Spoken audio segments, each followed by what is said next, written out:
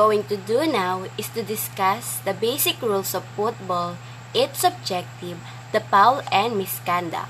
Rules is one of the important things in every sports because it is what the player follows and in order to have a nice and orderly game.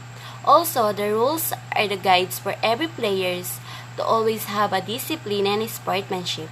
I will discuss the rules. In every game or match, they have 45 minutes and 15 minutes break in between. Each team should have an 11 players and one goalkeeper that will gonna handle the ball and at least 7 players that are going to substitute. The field should be a rectangular that have 6 yards, 2 boxes that have a side of 18 yards, and of course, the circle in the center that must be visible. The field also should have an artificial or real grass, and the size of the yard should be 100 to 130 yard long and 50 to 100 yard wide. The size of the ball should be at least 58 to 60 cm in circular shape. 7 players can substitute in each team, and 3 substitution is the maximum per side. They can substitute any time of the match and can replace the person which is injured. Each game should have at least 1 or 2 referees that will watch and make a decision if the game is doing wrong. Also, to keep the time and have a fair game. 30 minutes will added if the game needs to head an extra time. Penalty shootout should take place if teams are still level on the given extra time. The ball should cross the goal line to score. In foul, they have 2 different misconduct, and it is depend on the violation of the player. Yellow is for warning and red is for dismissal. 2 yellow is equivalent as 1 red. When the ball goes out and come at the opponent's sideline, then it is given as throw-in. When the player attack on the baseline and it goes out, then it is a good kick. And when it comes to defending player, then it is a corner kick. The offside rule.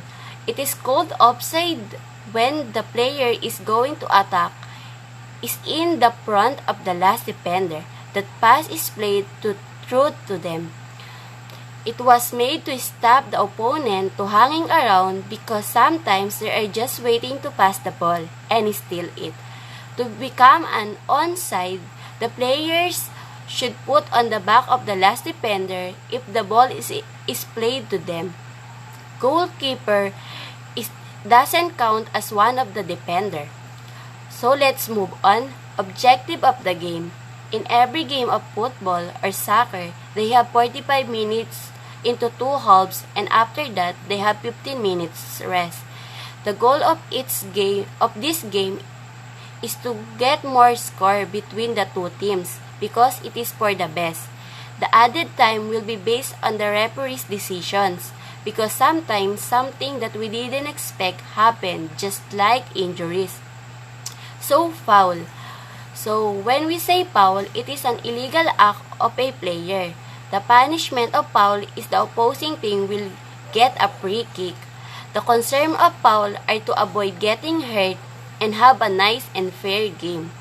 A player will be called foul when he break one of the violation conditions. For example, when a player accidentally kick the opponent, then he tried to get the ball, is not foul unless the opponent didn't mean to do that and too careless. And when the player was pulling the opponent's shirt, that was a foul. So, misconduct. It is the bad behavior of a player. In misconduct, they have 2 different cards, and it depends on the infringement condition that the players do. So, the yellow is for warning, and red is for dismissal. When a player was shown a yellow card, he absolutely commit an violation, just like saying inappropriate words, delaying the restart of play, when a player entering the field without the referee's permission, and also a person who is unsportsmanlike. while the player can get a red card when the referee was insulted and assaulted, intentionally hurting or hitting an opponent. Thank you.